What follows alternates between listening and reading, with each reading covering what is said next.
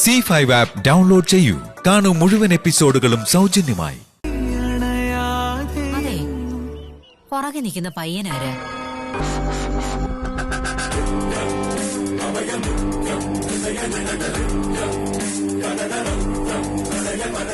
അതാരാണെന്ന് ഞാനെങ്ങനെ അറിയണോ? ശരിക്കും നിനക്കറിയില്ലേ? അയ്യോ, അവൻ ആരാണെന്ന് ഞാൻ എങ്ങനെ അറിയും? മുത്തശ്ശി, എനിക്ക് ക്ലാസ്സിന് ടൈമായി, ഞാൻ പോവാണേ. ആരോഗ്യം നോക്കണേ. ബൈ. ശരി, ബൈ. ശ്രദ്ധിച്ചു പോണേ.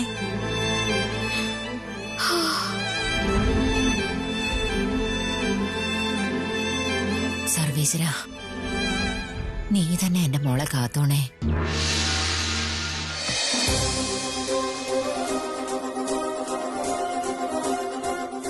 എടി ഭവാനി, നീ നിന്റെ മുത്തശ്ശിയെ എന്താ ഇത്ര സമയം സംസാരിച്ചോണ്ടിരുന്നേ?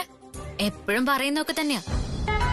ഞങ്ങള് പറയുന്നവരെ വീട്ടിലേക്ക് വരരുത്, കയ്യിൽ കെട്ടിയിരിക്കുന്ന കാപ്പഴിക്കരുത്. അവരുടെ വിശ്വാസം അവരുടേത്. അന്ധവിശ്വാസം? What's that? Sentiments. Oh, sentiments. Okay.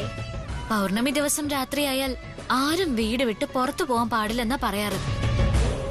അങ്ങനെ രാത്രി പോയാൽ എന്ത് സംഭവിക്കുന്ന അറിയാനാ ഞാൻ ആരോടും പറയാതെ ഇന്ത്യയിലേക്ക് വന്നത്.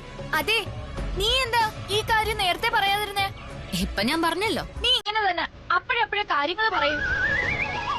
പിന്നെ പ്രായമുള്ളവർ എന്തെങ്കിലും പറഞ്ഞിട്ടുണ്ടെങ്കിൽ ഉറപ്പായിട്ട് എന്തെങ്കിലും കാര്യം കാണും.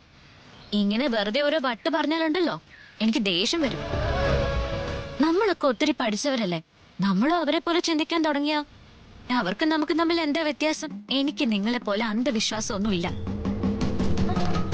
ഇങ്ങോട്ട് നോക്ക്, ഞാൻ ഈ കപ്പ് എന്റെ കയ്യിലിട്ടിരിക്കുന്നത് മുത്തശ്ശിയോടുള്ള സ്നേഹം കൊണ്ട് മാത്രം. എടി, കാപ്പിനും നിന്റെ മുത്തശ്ശിക്കും തമ്മിൽ എന്താ ബന്ധമുള്ളത്? കാപ്പ് കളഞ്ഞു പോയെന്ന് ഞാനൊരു തമാശ പറഞ്ഞു. എന്റെ മുത്തശ്ശിയുടെ ജീവൻ പോയി. അതെങ്ങാനും സത്യമായി മാറിയാ എല്ലാം തീർന്നു. നോക്ക്, അവിടെ ടാക്സി സ്റ്റാൻഡ് ഉണ്ട്. വാ, നമുക്ക് അങ്ങോട്ട് പോയി നോക്കാം.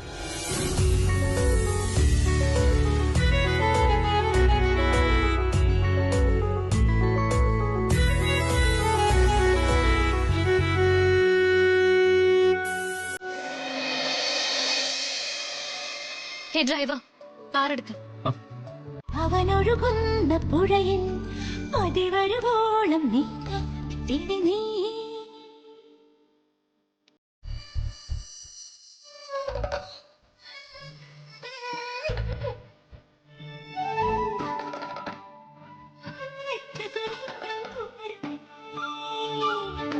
അവനൊഴുകുന്ന പുഴയിൽ